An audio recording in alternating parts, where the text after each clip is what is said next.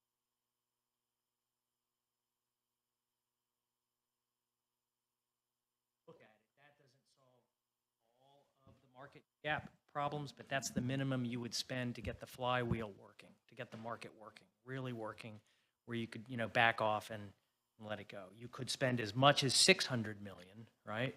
Depending on what you're buying where. And those figures don't include multifamily at this stage. We've only calculated the 1s to 4s.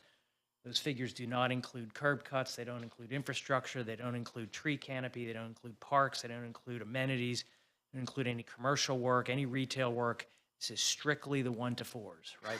But that's the dominant stock, right? So just focusing on the 1 to 4s and just on the appraisal gap, you're looking at several $100 million, okay? If you shift to the blue map, this is the spatial distribution of costs that we would anticipate to address the affordability challenges. Now, a word on how we're linking these two. The map on the right really is a reflection of what we would call the post-cure costs of having intervened according to the map on the left, which is to say, if you begin to actually make progress on curing the market gap, and if, as we anticipate, prices begin to rise, right, then the implications for the housing cost burden on your vulnerable households are shown in the blue map. In other words, so now it gets really, really hard. If you choose to fix Syracuse, right, on the left, the green chart, you tie yourself, you wed yourself to implications of rising values and the cost to mitigate that, shown on the right.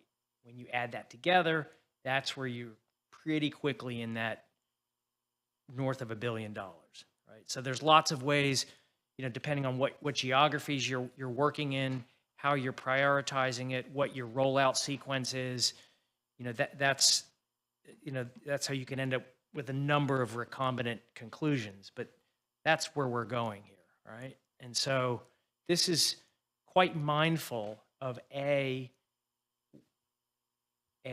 empirically quantifiable market gap, and B, a high fidelity projection of the implications of curing that, right, on your vulnerable households, of whom you have tens of thousands. So now when we roll this into sort of how does this stack up in terms of what we've got, on the left, if you had $100 million, it's basically you have $1 for every 30 you'll need, okay? And so now it gets really complicated, okay? But if you have a fourth of that, a much more realistic $25 million, now it's $1 for every 100 to 100, for several $100 you need. Now it gets really, really tricky, okay? And so I'm going to go to an earlier slide just to give you a sense of the enormity of the task that the steering committee will be wrestling with, right? We come here.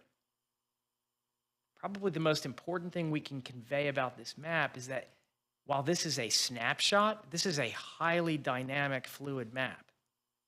And if there's anything we want you to take away from this map, okay? If there's anything, all right? Zoom in, find the teal average. Look at those teal average blocks, right? Left to their own devices, they're going to turn blue. They're not going to turn pink and red, right? If you do nothing differently than you're doing now, they're going to degrade, right? And so whatever tax benefit they're kicking off, it's going to be less tomorrow and less next week and less the month after that,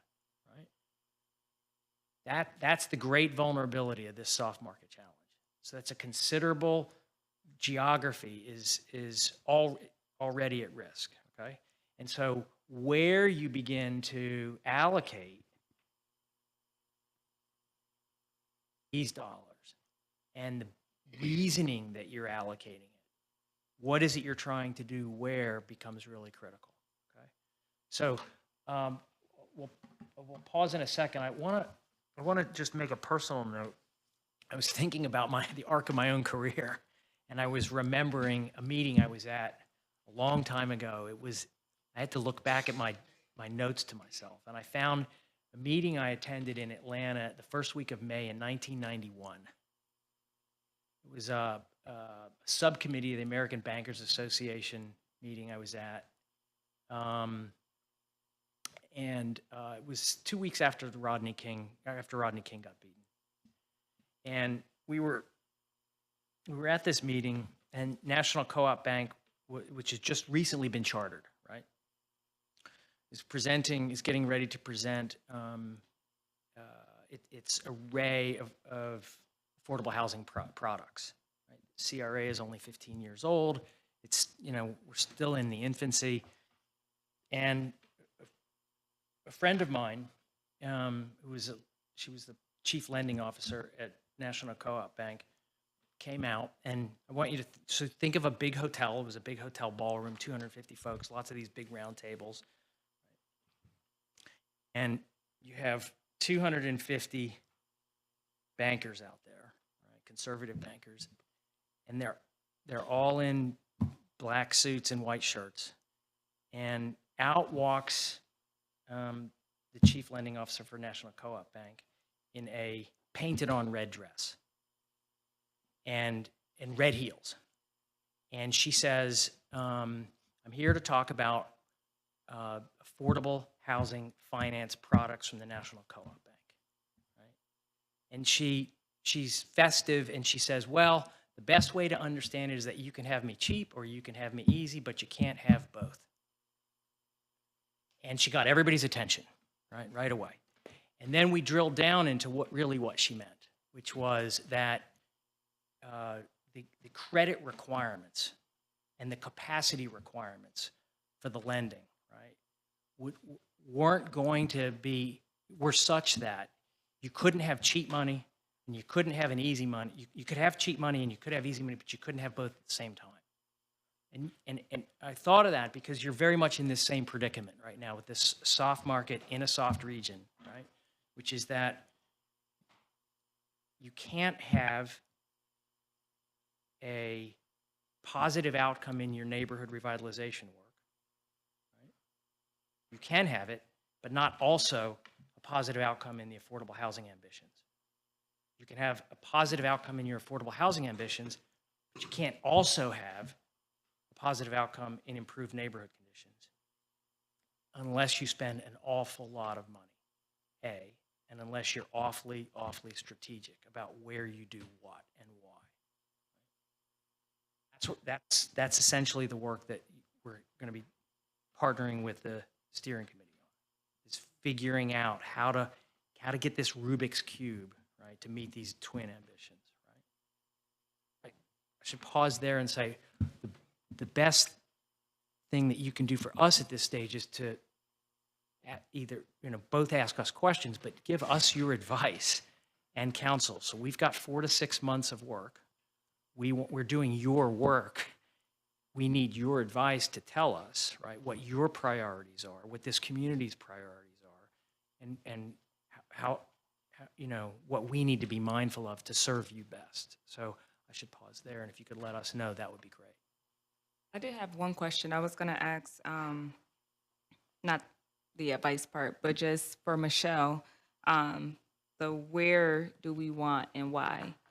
So with all of the information that we have, with the plan that we already have with our neighborhoods building, how are we going to do this now? Is it still scattered, or do you already have areas where you think that we could focus on? Obviously, we don't have the $300 million, but where could we have the greatest impact the soonest with the small amount of money that we do have? Sure. So I think the answer to that, a lot of that is going to be the work that the committee is going to kind of put together of where do we know that we're already able to kind of build off of some assets and community strengths. I think the important thing to kind of keep in mind with some of our existing, how we've been thinking about our infill, there's elements of that went into how those areas were identified. We've really tried to be intentional to the extent possible around doing more clustered development. But I think the things to keep in mind with that is that the parameters we were working under were looking at things like, where do we already have assembled site control for properties? Where do we know that it's in a area that HUD allows us to do dollars? And so I think where the answer to your question kind of comes into play is the everything that these folks were talking about earlier around kind of, we have a scope of need that we currently don't have programs for. And so there may end up being some different targeted areas, but I don't think anyone is under any illusions that we have, even with the work that we've done, that we have cured all of the challenges. Like, I think the Woodland Baker Garfield area is a great example of, we have done a significant amount of infill construction over there. There's parts of it that are looking really great, but there's also still places in between that are kind of pieces of the puzzle where we don't have a program to fix the conditions there yet. And so I think that's what we're kind of focused on with this phase of the project. Are you involved with the Community Engagement Committee with the $500 million from Micron?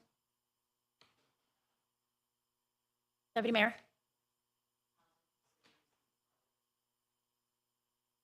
Obviously, that's a huge pot of money, and they have their own steering committee set up to try to figure out what the priority areas are and what needs to be done to boost us to meet the need of Micron. So, you know, that's a lot of money, and we need a lot of money, so I hope you guys are really clued in on that.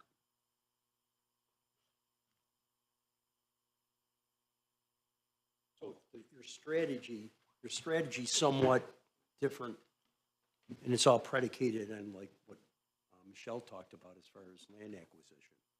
I mean, you're talking about those teal property, you know, teal sections up there. That is somewhat different than what we've been doing, because a lot of the housing areas, basically. So what you're proposing is a strategy somewhat different, to sort of buttress up the neighborhoods that could go either way. I'm not saying We're that not yet proposing anything, so I just want to be fair about that. but you did mention that. But unless Syracuse is very different than every other city similarly situated that we've worked in, right?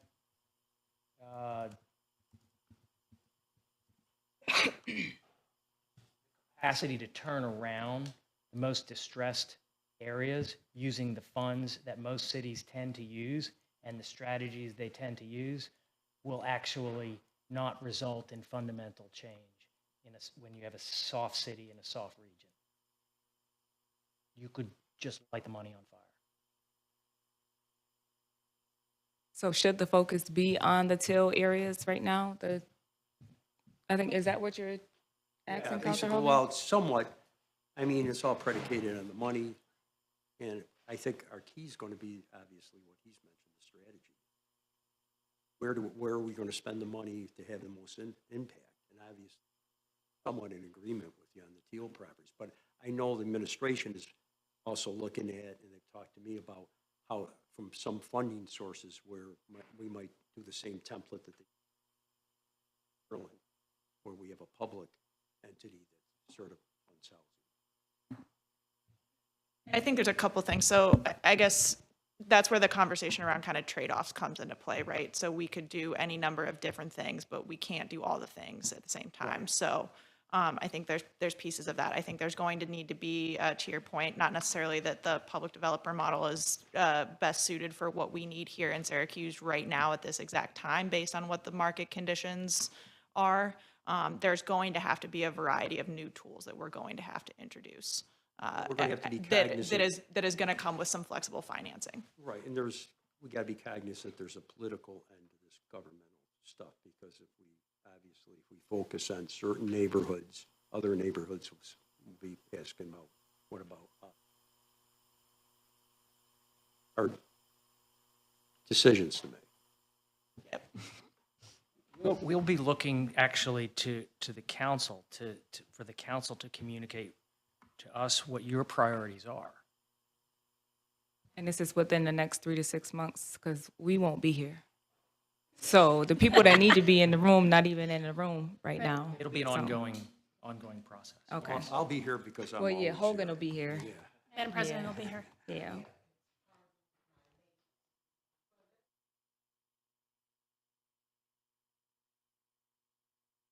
Let me ask this. So we're looking at the teal. So what happens to the light blue and the dark blue? How do we focus on those particular areas, or do we let them continue to become distressed, worse? I think you have to do different things in different colored areas. I think so. What's going to work in a teal area won't be necessary in a pink area, might not work in a blue area, and vice versa. So over the course, you have to figure out what's likely to work in different parts of the city at different times. Trying to follow, and you talked about the pink and the teal, and then I'm looking at the blue and the light blue and where we're going with those. So what I was trying to say earlier, I didn't know if you would come in or not, was that if You can't just focus on the dark blue. You have to be aware of all parts, because if you ignore the teal, it will become the blue. So you have to make sure you're strategic with working on all of it. I think they're just presenting a strategy, a possible strategy. Correct. left alone, and without an intervention, your teal areas are very vulnerable right now. They're very vulnerable to turn light blue. And so you can absolutely throw all of your horsepower into your light blue and dark blue areas. But if you don't put enough resources in with the right strategy, right, you can find yourself unintentionally being too slow to recover the blue areas while your teal areas themselves turn blue. That's the risk. Sharon Owens, Deputy Mayor, and to the point that I'm glad you went back to this map, because that is the key. The point that you made about different strategies can be applied in different color schemes. Where we have traditionally applied our limited public resources has been that blue. And it's been whack-a-mole. But The deputy mayor's point, the deputy mayor's point, it's been easier to acquire property in those areas too. True. You know, because of the land bank and all that. And the resources we have limits to them that make us go in. Basically, these two spaces. Yep. Through our neighborhood strategy, revitalization strategy, which are HUD. We determine with HUD. Did we I need do to that by find touching that? unrestricted. Yeah, you did Sorry. it. That's okay. It might open up, actually, Michelle, if we can, can we Vanna White that thing? But our focus has been that dark blue. Yeah. So, and Sharon, as you're there, I'm thinking with the till, Sorry. which not are that average fancy. right now, those are where we need to come up with a strategy to use unrestricted funds for home improvement loans and, things like that to help improve those neighborhoods. So those, In addition to that, those pink areas, not necessarily downtown, but those other pink areas, those are areas where first-time buyers may find a property they can afford to buy, but cannot afford the rehab on it. So different areas, as stated, are going to have different strategies. But I agree, we have, even though it's depleting and not what it used to be, resources available to us publicly through LIHTC, through HUD, for those dark blue areas where we have not had resources for, are those other shaded areas. Yeah.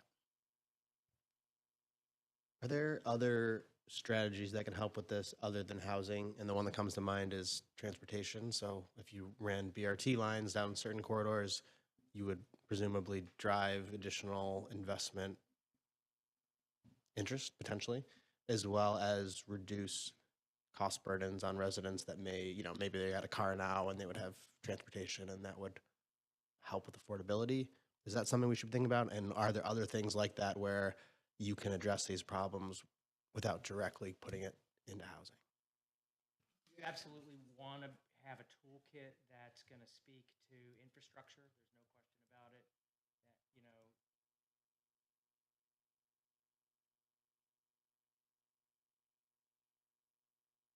Is economic intensity at certain locations and connectivity between a lot of sense and is foreordained in your code and prescribed. question that's part of this, right? Part of in that space of art. Suppose, let's just stipulate that a BRT makes sense. Let's stipulate that the start point and the end point makes sense. You know, let's stipulate the barbell is, it's all sensible, okay? It could take you 10 years, it could take you 15 years to get all of those pieces together, by which time you've lost, right, half of your teal areas, right? And so what becomes part of the art and science is making sure that timing of the interventions, the sequencing of the interventions, all build on one another with due respect to the opportunity costs that are occurring throughout the whole city. So it really, what you're going to eventually find, I think, is you're going to want a pretty robust toolkit, right? A shit ton of money, and somebody with a lot of authority to spend it, okay, who can curate, right? That's what you're really looking at. Okay, somebody who can move the pieces on the chessboard around, or a group, you know. But that's what you're going to need: a robust toolkit, a lot of money, and a lot of curation. That's all? Jeez. So back to the Snap our fingers. $1.5 to $2 billion problem with less than 100 million available. Are those numbers real? Is that 100 million when you say available? What 100 does that million mean? I threw against the wall. So you just Okay? made it up. I made up 100 We haven't million. looked at our financials to see I in the made city 100. budget I made that's so 100 million. robust. Well, it's an edge. It's a wag. From the point of view that I thought 100 million is enough to actually do some real good. 100 million is plausible if Common Council and and if everybody like hitch their wagons to one another, city, county, state, right? What's the timeline of that? I think 15 to 20 years, right? Won't that number grow yeah. exponentially? That 2 billion is going to turn into 4 real quick. Yeah, so what you spend when and where becomes vital. The actual components of the strategy become critical. But the 100 million is part WAG, but it's grounded. It's not ungrounded, which is to say it would be a huge stretch, but it would be a meaningful number. So does phase 2 look into the financials more to give us Yes. suggestions on We'll very what much pots of try to money figure- we right, should be going after? Yes. Also in phase 2, are you going to look at all at our new zoning ordinance that we have, our rezone? Like, do you anticipate any changes to any of the colors or plans that you might propose based on that? I think there's certainly any number of things within zoning that, all the things that we talked about that we're kind of, we know that it will need to continue to get re-looked at, and there's elements of it that as those, if there's any overlaps with this, we're certainly willing to bring those forward.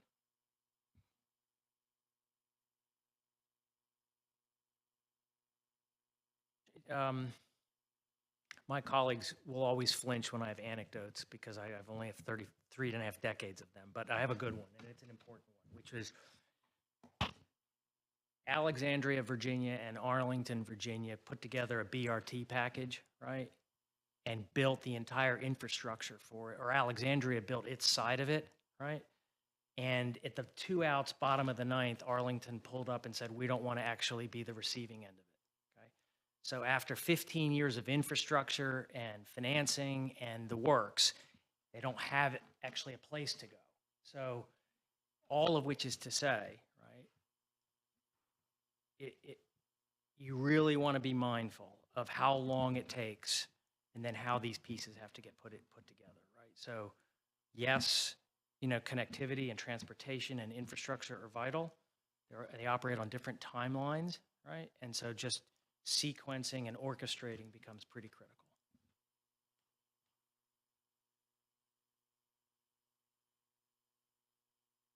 So Michelle, can you walk us through the next steps from here with the steering committee?